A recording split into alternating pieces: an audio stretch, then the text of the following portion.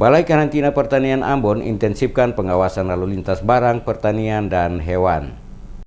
Stasiun Karantina Pertanian Kelas 1 Ambon memusnahkan sebanyak 500 kg daging anjing beku serta 5 bibit tanaman jeruk yang dibawa dari luar Maluku. Nanang Handayono, Kepala Sub Pelayanan dan Operasional kepada DMS Media Group menjelaskan, penyitaan daging anjing beku dan 5 bibit tanaman jeruk dikarenakan tidak dilengkapi dokumen dan sertifikat karantina. Dikatakannya, daging tersebut berasal dari kota Makassar yang diangkut menggunakan kapal motor Ngapulu, sementara 5 bibit tanaman jeruk yang diamankan saat ini dikirimkan ke Kabupaten Maluku Barat Daya menggunakan transportasi udara. Para pemilik diberi waktu 14 hari untuk melengkapi persyaratan karantina sebagai jaminan bibit sehat dan bebas hama penyakit, serta persyaratan tambahan berupa sertifikat benih unggul dari instansi berwenang di daerah asal. Namun hingga batas waktu yang ditentukan, pemilik tidak bisa melengkapinya sehingga bibit tersebut diamankan dan dimusnahkan dengan cara dibakar. Sementara daging anjing beku dikemas menggunakan styrofoam sebanyak 2 box dengan tujuan untuk dikonsumsi, tetapi tidak dilengkapi dengan dokumen pemasukan atau sertifikat karantina sehingga ditahan dan dimusnahkan.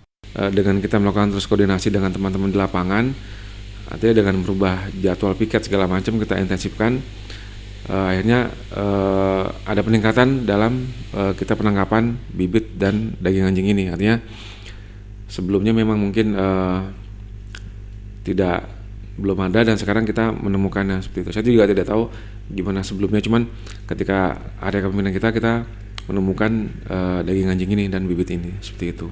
Langkah tegas penahanan dan penyitaan serta pemusnahan tersebut dilakukan, kata Handayono, karena pemilik barang tersebut melanggar aturan nomor 16 tahun 92 tentang karantina hewan, ikan, dan tumbuhan, serta peraturan pemerintah nomor 82 tahun 2000, larangan mengkonsumsi daging dengan alasan kesejahteraan hewan. Pemusnahan yang dilakukan oleh pihaknya ini sesuai dengan prosedur dan demi menjaga Maluku bebas dari organisme pengganggu tumbuhan karantina.